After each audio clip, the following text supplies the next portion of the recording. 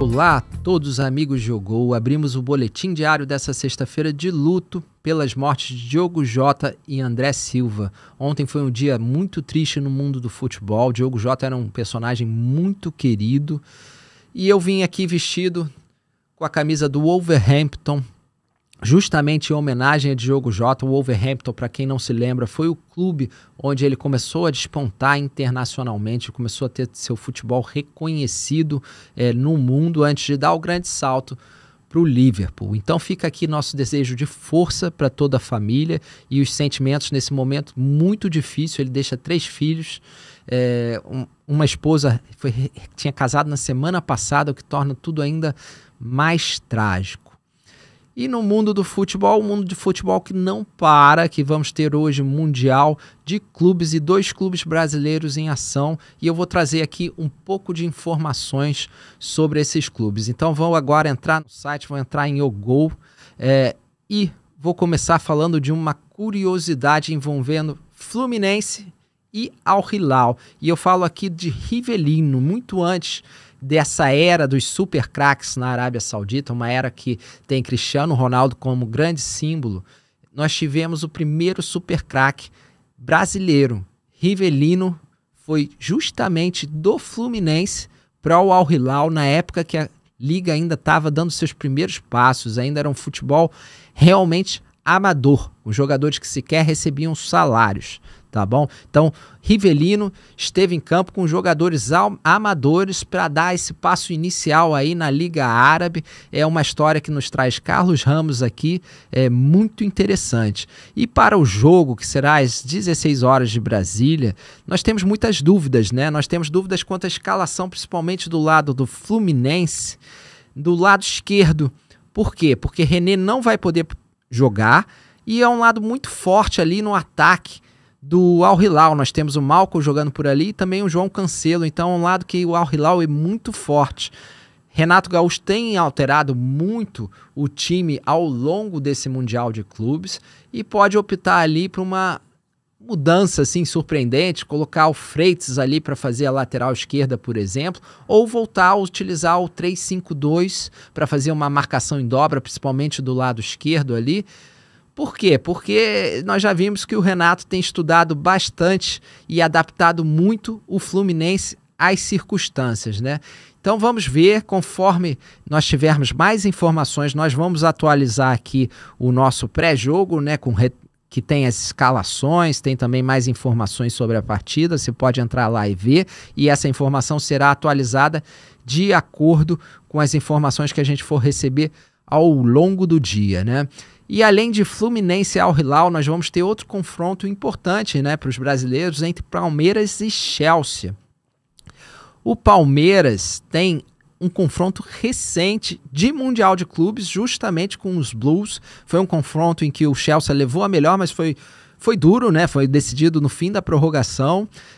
Só que tem aqui uma curiosidade que nos traz Rafael Bellatini hoje, que é o fato de termos quase nenhum remanescente desse jogo de 3 anos atrás do lado do Chelsea. Do lado do Palmeiras nós ainda temos 10 caras, alguns nomes importantes, alguns que não vão estar hoje, como Gustavo Gomes e Piquerez, por causa de suspensão, tá?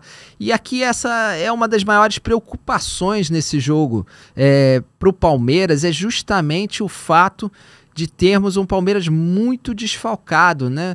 Um Palmeiras sem Piquerez, um Palmeiras sem Gustavo Gomes, um Palmeiras sem Murilo. É um Palmeiras que defensivamente vai ter aí muitos desafios, né? A expectativa é a entrada de Vanderlan nesse time, não deve manter, obviamente, a mesma estabilidade, mesma segurança, essa linha defensiva, e vai ter logo um teste bem grande contra um Chelsea que cresce cada vez mais nesse Mundial de Clubes, cresce inclusive com contratações como Liam Delap e agora o João Pedro, que a princípio não deve jogar, mas já está com um grupo no Mundial de Clubes e a gente tem visto esses clubes europeus estão utilizando muito essa competição também para testar novos jogadores e para preparar para a próxima temporada, né?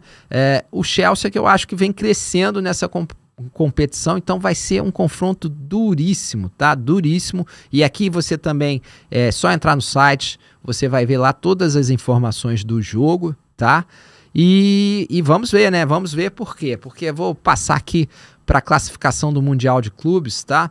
É uma classificação que tem uma chave com 2 brasileiros e outsiders, vamos dizer assim, azarões, né? Mesmo o Chelsea, esse Chelsea é um Chelsea de Conference League e que tem crescido, como eu disse, mas era um Chelsea que não estava entre os principais candidatos a ganhar esse título, ao contrário do Manchester City, por exemplo, que foi eliminado pelo Al Hilal, concorrente hoje do Fluminense. Então nós temos aqui uma chave de azarões e nós podemos ter até uma semifinal brasileira com Palmeiras e Fluminense, garantindo pelo menos um brasileiro na grande final, tá?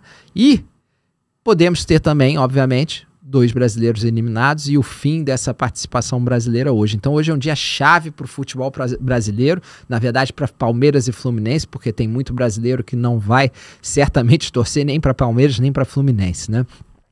Do outro lado, nós já temos jogos bem pesados, principalmente ali PSG e Bayern de Munique, né? PSG e Bayern de Munique, para muita gente, é uma espécie de final desse Mundial de Clubes. Por quê? Porque são clubes, o PSG é o atual campeão europeu e o Bayern de Munique é um dos clubes desses tubarões que estão levando mais a sério essa competição, né? O Bayern que perdeu para o Benfica lá na fase de grupos, mas temos que lembrar com time reserva, né?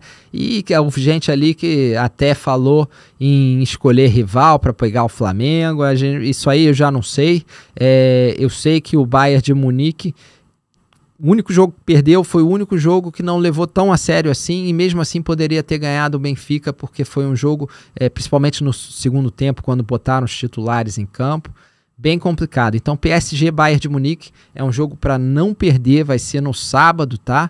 E nós temos também Real Madrid e Borussia Dortmund, aqui talvez o confronto mais desigual dessas quartas de final, porque o Dortmund é um time de muitos altos e baixos, é um time que foi dominado na estreia pelo Fluminense, também acho que ajeitou ali, já acho que é um Borussia Dortmund mais forte, mas a realidade é que esse Borussia Dortmund é um Dortmund que pode fazer o melhor, mas também normalmente nem tanto, vamos dizer assim. E o Real Madrid é aquele time que a gente sempre espera nessas competições, muita força, também está com o técnico novo, não é um Real Madrid que está assim 100% encaixado, ainda falta alguma coisa ali, mas é um rival também, é um daqueles que nós falamos que são candidatos ao título, né? Então nós temos uma expectativa aqui de uma semifinal também muito forte desse lado, tá? E é curioso, né? Muita gente fala, essa aqui é a Liga dos Campeões, né? A chave da Liga dos Campeões, e esse aqui é a chave dos restantes com o Chelsea, né? Vamos ver. Lembrando que nós vamos ter durante a próxima semana as semifinais, esperamos aí que com brasileiros, né, em campo, e a grande final marcada para o fim de semana que vem.